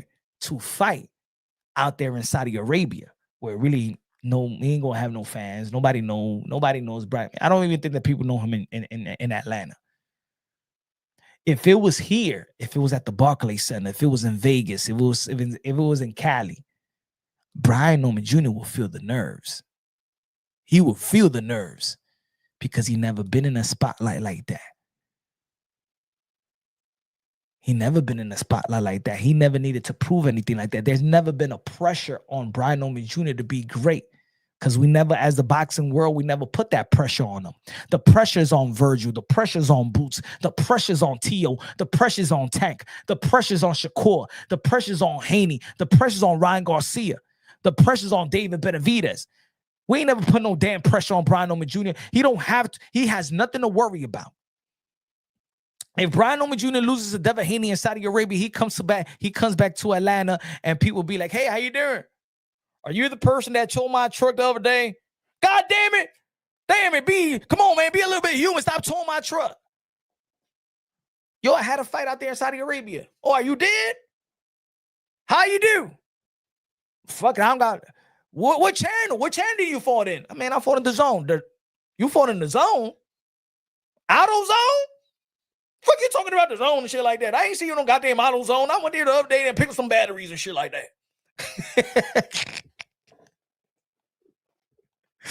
Oh my God. I know Junior going back to Atlanta. Man, I told you I ain't watching my fight, man. I was watching in the zone. The zone?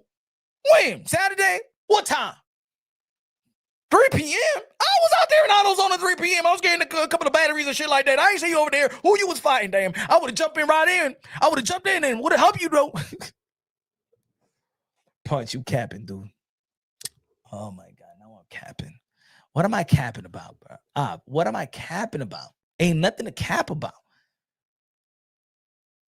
He said, Punch, you capping, dude. Ryan took all that shit you talking about away. Devin and Bill pulling the wool over you. Out of anybody, you know that Bill and Devin is not pulling the wool over my eyes. Everybody knows in this community plus the Haneys, they can't do that to me.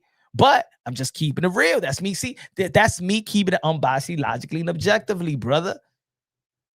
Even look at my video yesterday. I said that Brian Norman Jr. cannot overcome the PTSD of Devin Haney. So even the Ryan Garcia ass whooping was a blessing on disguise for Devin Haney to actually win this fight. Because Devin Haney going to be playing it safe. Devin ain't going to play it safe like you never seen nobody play it safe before. But that playing it safe, that PTSD, that him being careful, that him being this and that,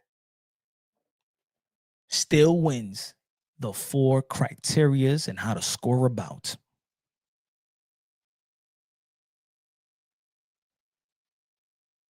As much as we are mad of the performance and the approach of Devin Haney versus Jose Ramirez,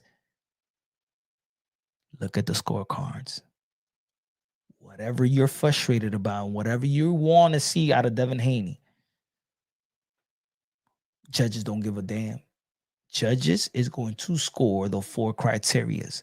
And Devin Haney is the master of those 4 one of the masters of those 4 criterias. And with him running, he wins it. If you want to fight like Regis Pro, when he fought Regis Prograis, he still wins it. He's doing something right that the judges like. Devin Haney could win in many ways. Devin Haney could win a fight fighting on the inside in the middle of the ring versus Vasily Lomachenko. That's one style. The other style was the Regis Prograis style. The other style was the Jose Ramirez style. I'm going to run to death. Devin Haney is showing you ways to win a fight. Is Brian Oman Jr. going to outbox Devin Haney, ladies and gentlemen?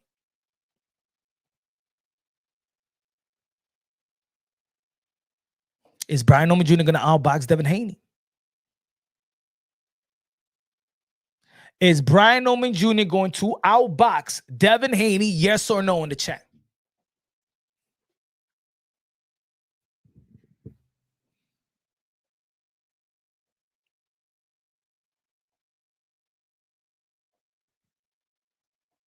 Ralph said no.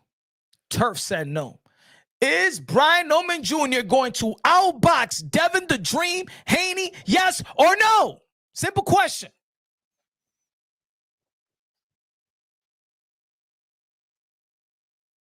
Norman got to go for the KO, Ralph said. Maybe we just don't. Break it down of what Brian Oman Jr. have shown us, and break it down how Devin Haney have shown us.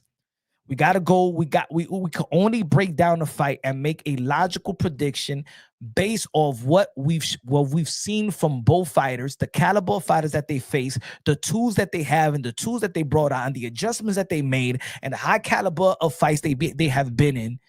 We have to add all of that to make a prediction. Forget about our feelings. Forget about my feelings, your feelings, how you may feel about Brian Oman Jr., or you may feel about Devin the Dream Haney. Let's break it down. What they say is a sweet science, so let's break it down scientifically. Scientifically, can Brian Oman Jr. outbox Devin the Dream Haney?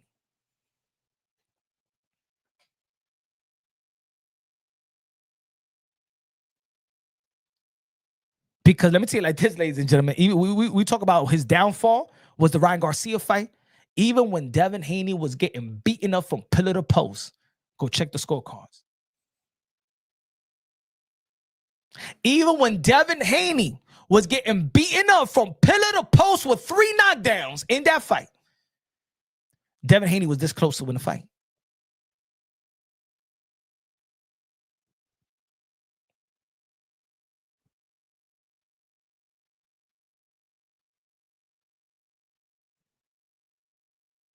Now, all of a sudden, y'all telling me that while we were saying that Ryan Garcia got probably one of the best left hooks in the sport of boxing, ain't nobody was mentioning no damn Brian Oman Jr. around that time. Ain't nobody was saying, yo, you know what I'm saying? Brian Oman Jr. got one of the most incredible left hooks we ever seen. We've been talking about Ryan Garcia left hook since he was damn near teen. So I don't want people to come over here all of a sudden and say, nah, man, he could do the same shit that Ryan Garcia did, man. I'm telling you, you see that left hook that landed on Jin Sekishaki? Did you see it? Imagine if Brian Oman Jr. laying that same left hook on their hand. Man, please. How many times we always, excuse me, people always want to say, if this man hits him, imagine. Yeah, I already seen Canelo Alvarez versus Bud. That even humbled me. I ain't no dummy. I learned from my mistakes. Would you? I learned from my mistakes. I ain't never going to say that again. I learned from my mistakes. And And hell no, Buddy ain't never gonna go no toe-to-toe with Canelo Alvarez. I dare him, yo. You crazy? You crazy? You don't got no chin like Canelo Alvarez, man. He gonna be eating them punches. I said that Canelo gonna eat Bud Crawford's punches. You know what I'm saying? He couldn't even hurt Madrimov. Yeah. I was wrong.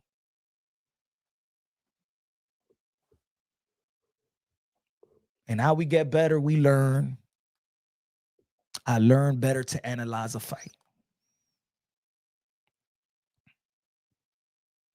He said Devin isn't Bud. Okay. All right. And Brian Noma Jr. is not Devin. Coda. Brian Noma Jr. is not Devin. Brian Noma Jr. is not Devin. Fuck the Devin ain't Bud. Brian Noma Jr. ain't Devin. Fuck is Devin what Brian Noma Jr. done? Come on now. Ain't no shame on that. Hey, yo, and if Brian Noma Jr., you know what? And I said this to Brian Noma Sr. when he was on, I think it was Mill City. And I said, yo, compared to Devin Haney, your son is manufactured, yo. He's a manufacturer. It is what it is. It's just the business of boxing, bro. You the one that put your son to fight these fights so he could catch these highlights and catch the attention of the promoters. That is the way that you do business in the sport of boxing. If you got a right, fighter. I mean, my brothers in the chat, get a fighter. You're going to invest in your fighter. You want to take him to Mexico, you want to take him whatever. Okay. What you're going to do is you want to reach at least 10 fights with knockouts.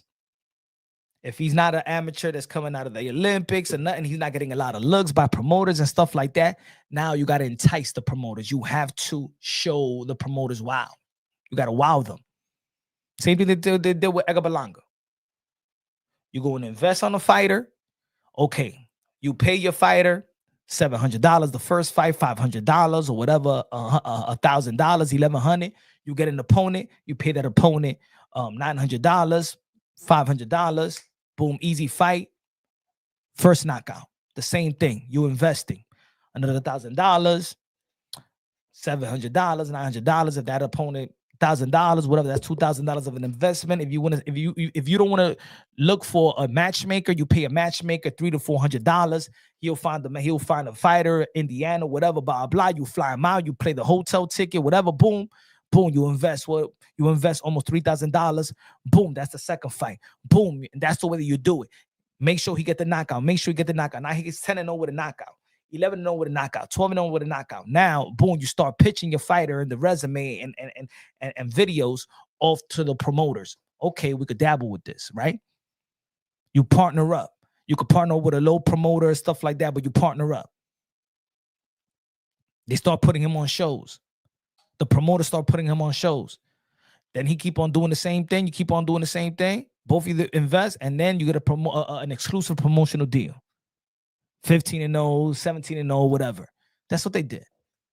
All right? This is what it is. If y'all don't know this is what it is. This is how you move a fighter. That's how you entice a promoter to give you a promotional contract. And there's going to be a time when you're going to be tested. His time was the Santian fight. Let me tell you like this. If he didn't have the Santian fight, didn't do it, you're not going to get an exclusive promotional deal. But this is manufactured. This is made up. You understand, ladies and gentlemen? So when I say it's manufactured, his dad knows what I'm talking about.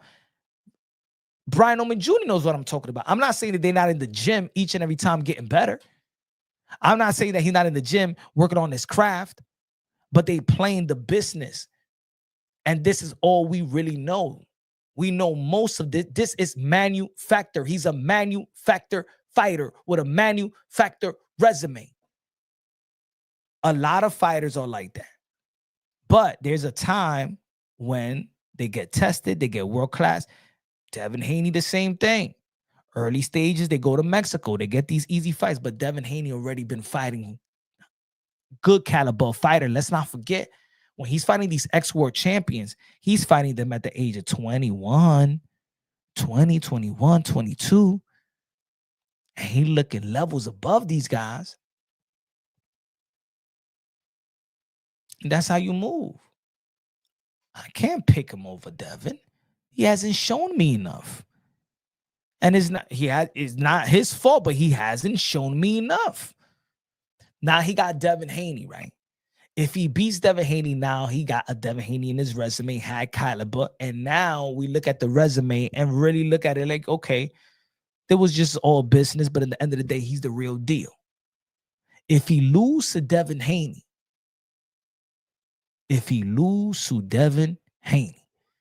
then all Brian Norman Jr. was a paper champion and the most manufactured boxer in boxing today. All right? Those are the facts. Those will be the facts. Right now, there's no facts. We're just picking. If Brian Norman Jr. loses to the smaller fighter, Devin Haney, moving up,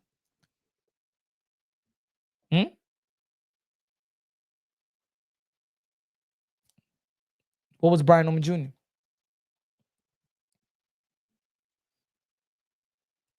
What was he?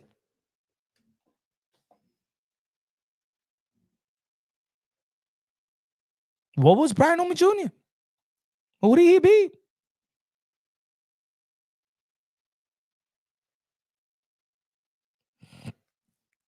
He said, Coda said, fact, Devin getting knocked down. You want to see Devin get knocked down. I'm not saying that Brian Norman Jr. can't knock him out. He could. All I'm saying is I can't predict that yet. If I predict that he's going to knock him out, it's feelings. I seen Devin Haney get knocked down. I seen Devin Haney got back up. One thing, in my opinion, it's hard for me to predict somebody getting knocked out. If I never seen him get knocked out or at least knocked down. Now, we've seen Devin Haney go through adversity. He's overcome those. Not the Ryan Garcia, but he did end the fight on his feet. He did adjust the Linares. So, as much as people like to make fun of those situations with Devin Haney, on the flip side of thing, he showed me what type of character he has. He showed me what type of way that he know how to survive, his survival tactics.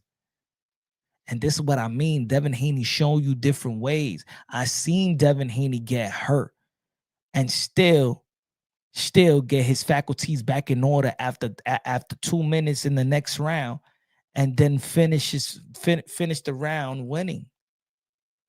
I seen him adjust. I know how Devin Haney could fight when he's hurt. I know what Devin Haney could do when you could take his best weapon away from him. You understand? Let's really look at boxing the way that we need to see it. The casuals ain't gonna say it. We gotta stop acting like, he gonna knock him out. Man, he got more power. Man, he's bigger. Come on, the casuals could see that. He says surviving doesn't win fights. Coda, you a boxing fan. Come on, Coda. That's what I mean. Like, why are we being fake? Why? Surviving doesn't win fights?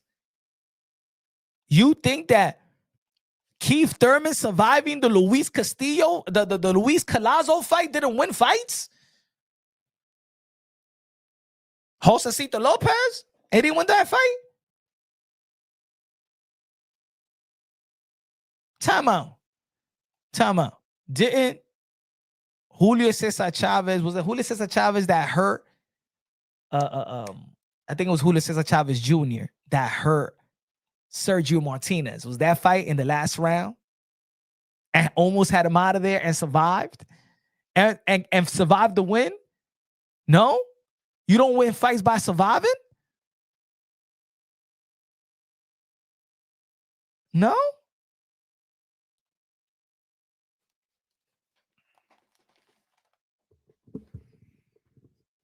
He said Devin never showed that response. So when he was dancing salsa and came back the next round and was holding and clinching, and Linares let himself be clinched, and then in the 12th round, Devin Haney went back to his bag. Come on, man. And that's what I mean. We're not looking, and we just emotionally pick and just say. I want Devin Haney to lose. I want Devin Haney to lose. I want Brian Omega to knock him out. Fuck it, I want him to knock him out because I don't like Bill Haney. He be talking man shit and stuff like that. Okay, that's another angle. I understand that fan base. I understand that. I understand that take, but give us that take.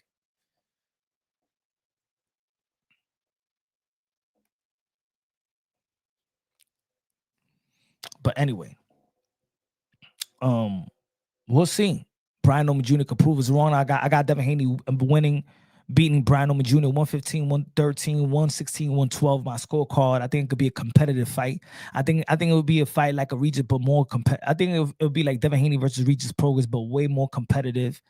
In terms, I don't think that Brian Omega Jr. is gonna go down. But I think it'll be just like that. But Brian Omega Jr. fighting a little bit better. And he gonna get knocked down. So I could see a 116, 112. I could see a 115, 113. But really 116, 112, Devin Haney, but in a competitive fight. You know what I'm saying? In a competitive boxing bout. If Brian Omega Jr. hurts Devin Haney, we've seen Devin Haney get hurt. So I won't be surprised. I seen Devin Haney get dropped. So I won't be surprised. If he knocks out Devin Haney, I won't be surprised either. All I'm saying is I can't predict that. Because anything can happen in the sport of boxing. So I can't predict it, but I won't be surprised. I won't be surprised. But anyway, tomorrow we back at it. Tomorrow, 1:30 p.m. Eastern time, we're going to go live twice tomorrow. We're going to go live. 1:30 p.m. Eastern time, early, I'm going live. I'm having an interview with Shadeja Green, a possible opponent for Clarissa Shields. You know what I'm saying? Tune in, support the channel. If you haven't become a member to the channel, and for the members, for the members that you in the moonshine perks, y'all could be on the panel with me and ask her a question yourselves, or the people that's a member, leave your questions on the post that I would just put that I'm interviewing Shadeja Green, so I could ask her the questions that y'all want me to ask her as well. I'm trying to re-up and do more interviews nowadays. I know I stopped doing interviews for a while and shit like that, but I'm gonna start doing more interviews, you know what I'm saying, in the year's end. Let me know what y'all think. This is Punch on Boxing. Love y'all. God bless, and on to the next.